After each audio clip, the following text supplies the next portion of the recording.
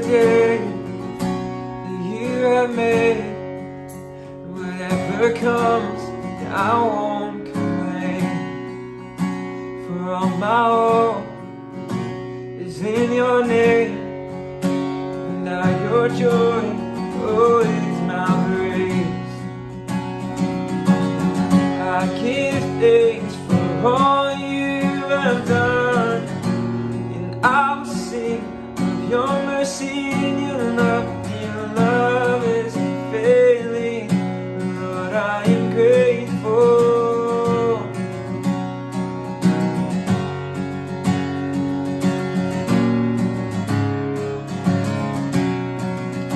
When I was down, you brought me out, set my feet on higher ground.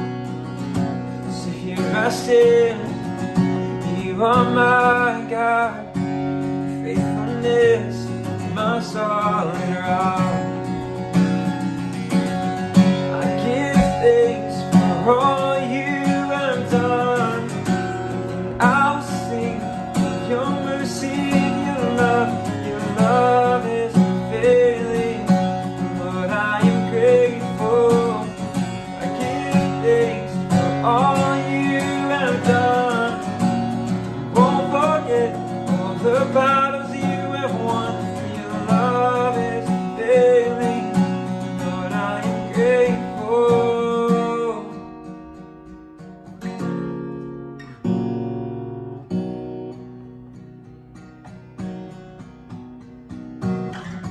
And as we lift our hands, the heavens open, heavens open.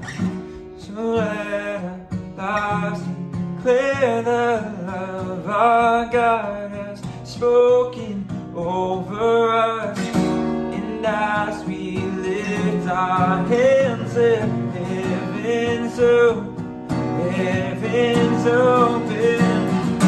So let our lives declare the love our God has spoken over us.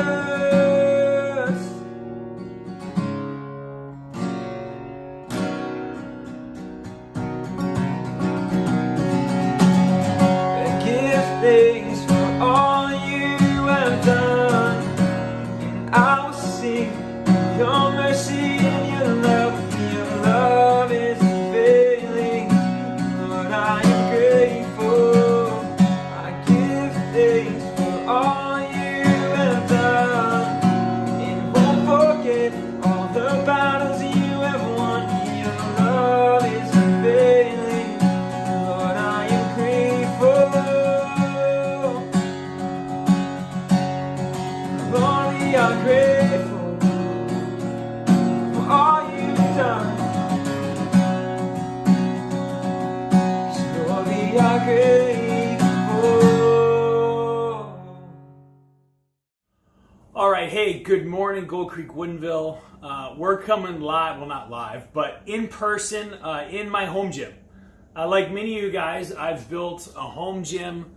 I was lucky enough to start and build out my little home gym. I got dumbbells, I got a weight machine, a bench press, squat cage over here that you guys can't see. But I did this before COVID just because I didn't have a lot of time these days, and it's very timely now because I get to lift every morning.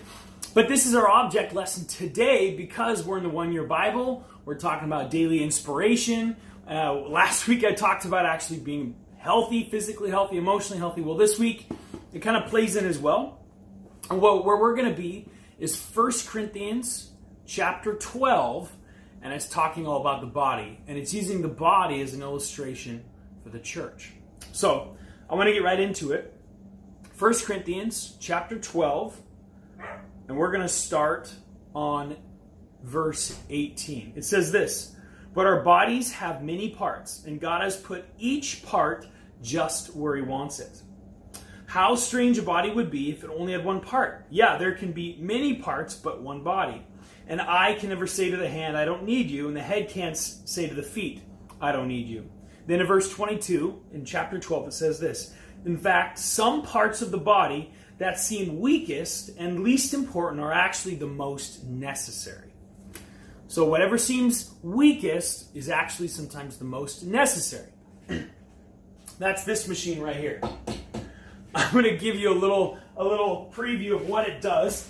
It actually, you go like this, you go down, and you go back up. Well, what this machine does is strengthen a muscle that you don't ever think about, but is probably the most necessary muscle for you to work out. It's not something you ever see. It's not the big pecs or the biceps or anything. It's your lower back. And how many of us have like lower back issues? And I have some hip issues, and so because of that, I purchased this machine a long time ago. They call it a Roman chair. Sometimes they'll call it anything essentially to strengthen your back. And I think this is the perfect example of verse 22. In fact, some parts of the body that seem weak and least important are actually the most necessary. So this exercise that I do on this, the Roman chair, strengthening my lower back, it is the most important exercise that I do on a daily basis. This is the foundation. This is probably the most important thing that I do when I exercise. And it's a muscle that you'll never see, but it's foundational. It's most important. You might be asking, Brian, I logged in to get spiritual inspiration today, not a workout. So I'm getting to that. But what this is all about, how this relates to the Bible, is Paul, the writer of the book, in 1 Corinthians, he's talking about spiritual gifts. And he's talking about the fact that you and me, we were specifically gifted with a gift that's supposed to help the greater church, not just for yourself. And what I think a lot of the times, I think sometimes people have either gloss over spiritual gifts, or they think of spiritual gifts being like two things, tongues and prophecy. Well, there's actually a whole big list of spiritual gifts. And these gifts that you get are meant to actually help other people. I think one of the greatest gifts that I think is needed in our church today is serving. And I want to explain how this works out with this. How I've seen it is that there is a great gap between those who would consider themselves the older generation and those who would consider themselves the younger generation.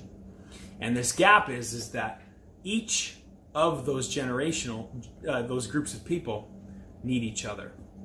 I have specifically sought out some older men in my life who teach me and give me great wisdom in areas of ministry and raising kids and leadership and building churches.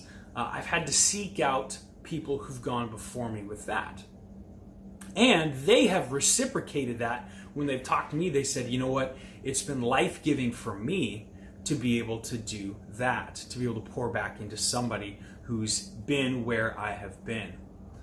And I kind of think it's like this verse. I think a lot of people count themselves out in the church. They count themselves out and they think that they don't have enough to offer, or they don't have anything to offer because they're too old, or they're too young, or they don't have a skill set. And because of that, they don't serve other people. So I think in verse 22, the most important part of the body that's actually the most necessary is you. It's serving. It's serving up a generation and serving down a generation. And there is no secret to growing spiritually. The more you get rid of yourself and serve other people, that's how you grow spiritually. It's not how much you learn.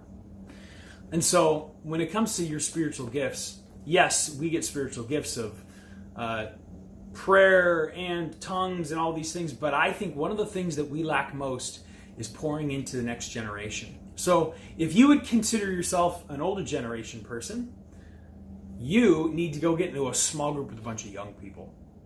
And if you're a young person, or you consider yourself to be a young person, you need to go seek out some people that you consider wise in your life, and you ask them, I need help. Would you walk with me for 5 different meetings? And in these 5 meetings, I'm going to ask you some questions. Or, hey, can I call you from time to time? Hey, would you join my group? Something like that, where there's intergenerational ministry going on. That is real service. That is what the gospel talks about. That is what the body of Christ is all about. My prayer is that I will always have a multi-generational church. A church where young will minister to the old and old will minister to the young. I don't ever want to have a church that's just a certain group set of people. And I know that happens based on the pastor, but my prayer is that as much as I've been able to seek out people in my life, those people in my church will also seek out those older and those younger and be of service. That's the key.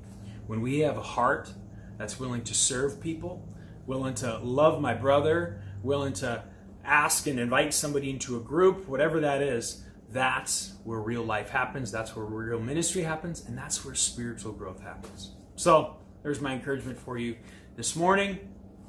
Don't neglect the small gifts. Don't neglect those small muscles that you don't think you need, because you need them.